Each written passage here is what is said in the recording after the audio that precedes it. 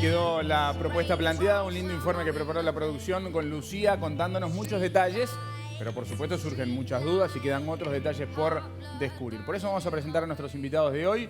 Uno de ellos es Ignacio Pardo, que es el encargado de haber realizado uno de los informes de referencia, es sociólogo, nos acompaña Ignacio. También está Juan Miguel Carzoglio, que es periodista especializado en economía. Sos hombre de la casa, Juan Miguel. Te gusta el tema de los números, de la vida cotidiana aplicada en la economía.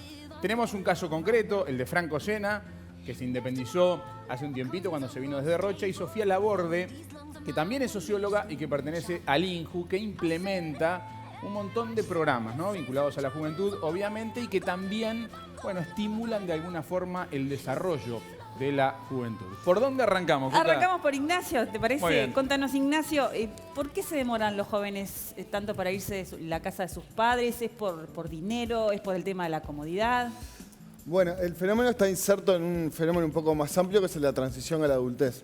En este trabajo que hicimos con Daniel Siganda, intentamos ver eventos de transición a la adultez para así conocer si el fenómeno se está alargando, está postergando en el tiempo, es decir, si los jóvenes pasan a ser adultos más tarde o más temprano que antes.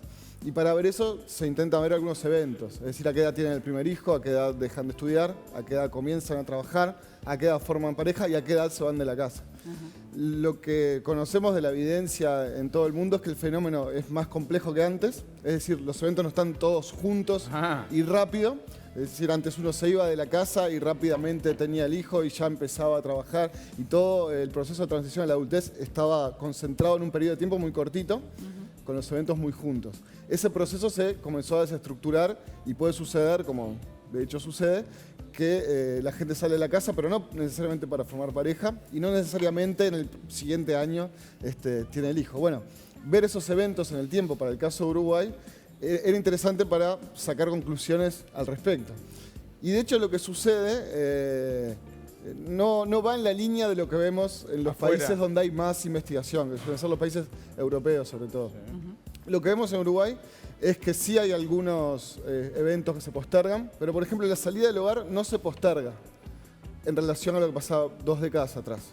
La gente, si uno tiene que hablar en términos agregados, términos promedio, no se va de la casa después ni antes que hace 2 décadas. Capaz que se casa más tarde, tiene los hijos más tarde, pero no se va. Exacto, los otros eventos sí se trastocan un poco, pero lo interesante para Uruguay, que es lo que vemos también en muchos otros fenómenos, es que ese promedio esconde muchas diferencias a su interior.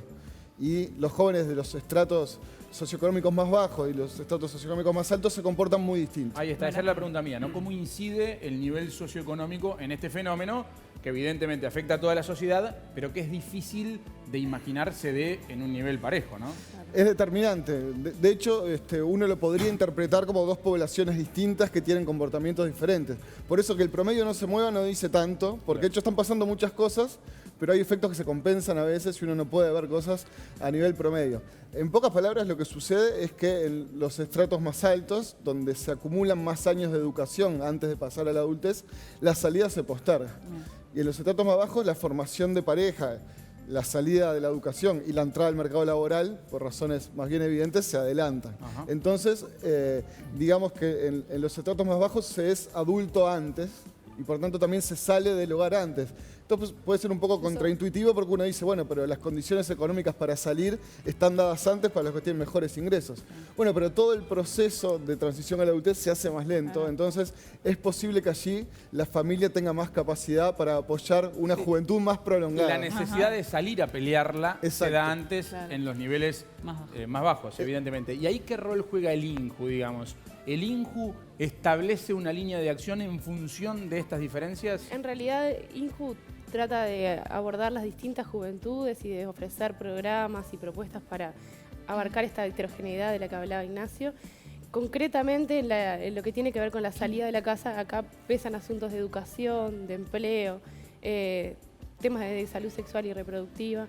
Y entonces INJU lo que aborda es, para cada población específica, trata de como generar alguna propuesta en conjunto con otros organismos. Algunos programas los desarrollamos nosotros mismos. Acá es muy fuerte la presencia del programa Jóvenes en Red, que trabaja con jóvenes en situación de mayor vulnerabilidad.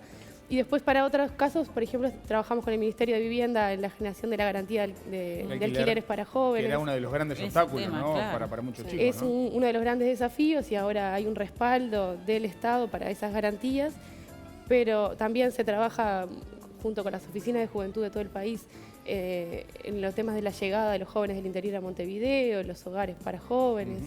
Y hay un desafío muy, muy grande de todo lo que queda por hacer para acompañar esta heterogeneidad de trayectorias de jóvenes que hay que poder acompañarlas también. Ahora, más allá de este fenómeno, ¿no?, que se da con relación a otras décadas, hay una realidad que es la centralización de la universidad en nuestro país y hace de que muchísimos jóvenes, como en el caso de Franco, tengan que venir a los 18 años, digo, pase lo que pase, ¿no?, con ayuda, sin ayuda, ¿no? Y eso también habla de que muchos jóvenes, muy jovencitos, van solos. Sí, en el interior hay una salida más temprana que está vinculada no solo a eso, pero también a eso, del hogar de origen.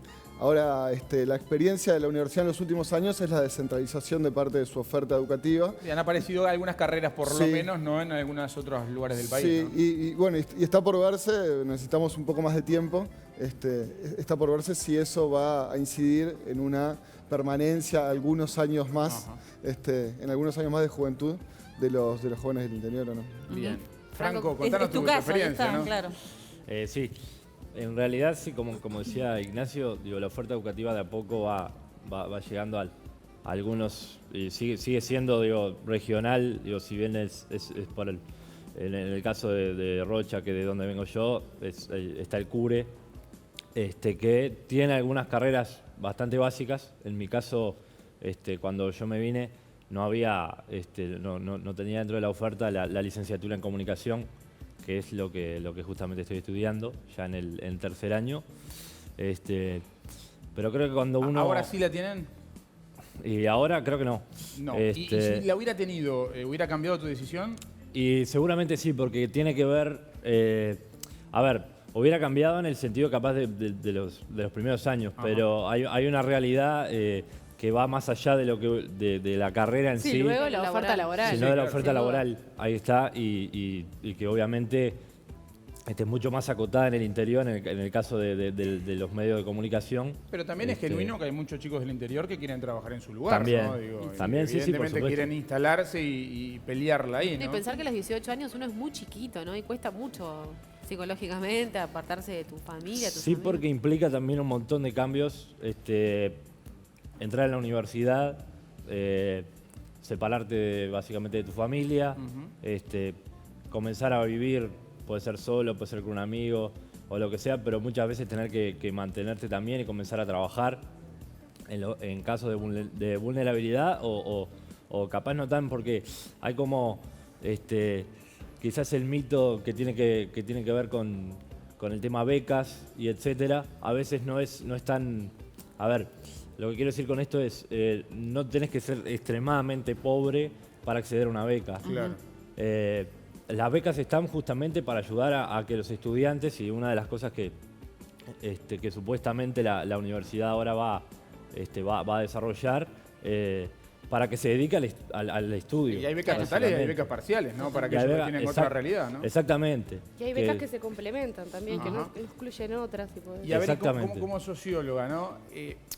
Capaz que también es más una pregunta para un psicólogo, ¿no? Pero ¿cuánto juega la personalidad de cada uno en el caso de los chicos del interior? Porque para muchos quizás es, me largo a la aventura, cero miedo, y capaz que el otro es al revés, es mucho miedo y bueno, y lo hago porque no tengo más remedio. Es decir, ahí hay seguramente una diferencia en la personalidad de cada uno, ¿no? Sí, a nivel más de la sociología y de las políticas públicas, creo que lo importante es poder generar condiciones de seguridad para que el joven pueda tomar decisiones con información clara de a qué se va a enfrentar.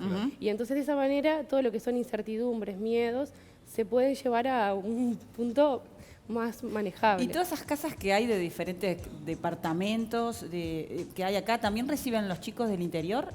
Por ejemplo, la casa de Soriano, la casa de Rocha. Exacto, esos por lo general son responsabilidad de las intendencias, ofrecen becas y muchas veces acompañamiento de gente de la propia intendencia que está ahí, que resuelve algunas dificultades de la convivencia. Y ha crecido un fenómeno, ¿no? Sí. de hogares no vinculados a lo departamental, pero sí empresas privadas, en muchos casos, que le dan alojamiento a chicos que vienen del interior, ¿no? Sí, las pensiones, digamos, estudiantiles. Sí, las residencias. Por ejemplo, sí. te cuento mi caso, tenía 17 ya, porque tenía que empezar a pensarlo un poquito antes y investigar un poquito antes todo el sistema de becas. Yo tuve la suerte y estoy muy agradecido de todas las becas que recibí cuando recién me vine, porque fue la base que tuve acá.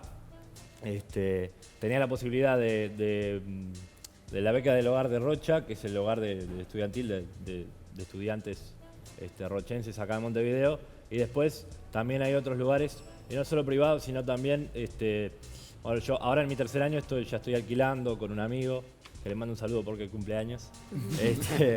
Hoy pagás vos el alquiler.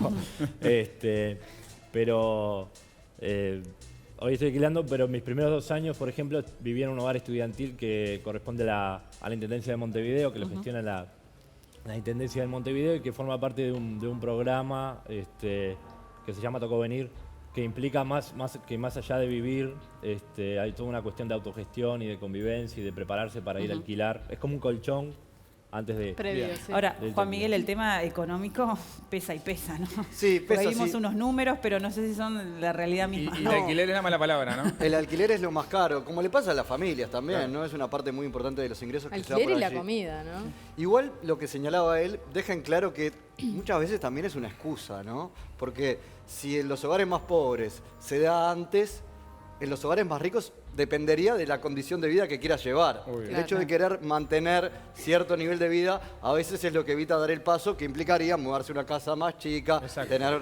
no tener perder cable, confort. no perder el confort, es un elemento fundamental, porque en Montevideo, entre algunos barrios y otros, podés encontrar diferencias de precio promedio de alquiler de 4 a 15.000 pesos. Entonces, por eso ese promedio de 10.000 un poco que veíamos ahí en el informe, pero siempre dependerá de lo que cada uno quiera hacer. Si no, sería imposible, teniendo en cuenta los cientos de miles de trabajadores, no solo estudiantes, de todos los estratos, que ganan menos de 15.000 pesos, por ejemplo.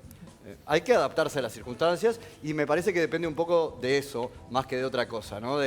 Bueno, hasta dónde yo estoy dispuesto a perder confort para seguir esa vida independiente. Independientemente de eso, hay como ciertos rubros que vos decís, estos rubros hay que encararlos sí o sí.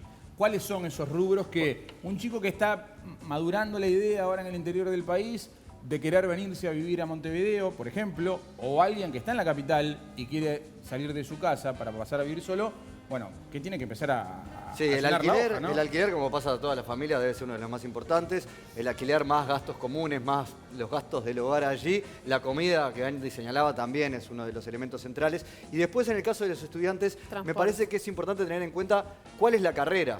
Claro. Porque hay carreras que necesitan gastos de dinero importantes. Es verdad que hay becas, es verdad que hay ayudas, es verdad que hay incluso ayudas con las garantías para alquilar, etcétera. Es importante informarse, tener todo eso en cuenta, que han aumentado en los últimos años. A ver, en los últimos 10 años, con el desempleo que tuvimos por debajo de 6% en algún momento, los jóvenes de esta generación casi que no saben lo que es perder el trabajo, lo consiguen muy fácil, cambian de uno a otro, han tenido más facilidades en ese sentido. Pero sin duda que estos elementos pesan y yo diría, si uno quiere hacer una carrera de odontología o quiere hacer una carrera de arquitectura, de repente tiene que considerar en su canasta un gasto mayor que si lo que tiene que hacer es leer libros o fotocopias. Ahora, qué difícil además el tema de estudiar y además trabajar, ver los tiempos con los estudios, con el trabajo, porque después tenés que también mantenerte. Y Sí, claro, bueno, son muy poquitos los que pueden dedicarse hoy por hoy, sobre todo el que se quiere mudar solo, ¿no? Solo estudiar. También ahí pesa para algunos, bueno, me quedo en la casa de mis padres hasta terminar los estudios y después doy ese paso. Ahora, este fenómeno de irse en los estratos más altos más tarde, ¿tiene que ver con esta adolescencia tardía que estamos viviendo, ¿no? De que sos joven hasta mucho más.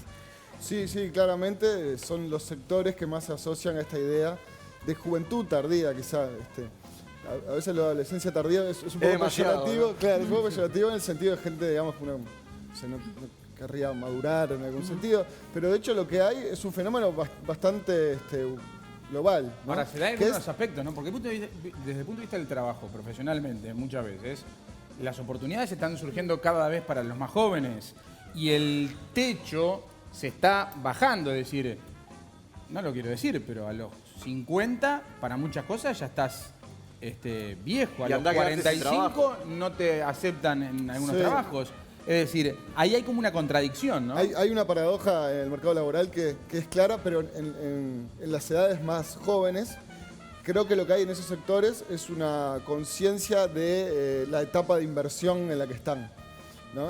La conciencia y la posibilidad material de llevar adelante unos años de inversión que van a ser importantes para su inserción posterior en el mercado laboral. Pero esto tiene que ver con la exigencia laboral que hay. Cada vez hay más competencia, más preparación, después de terminar la carrera hay máster, después de máster hay...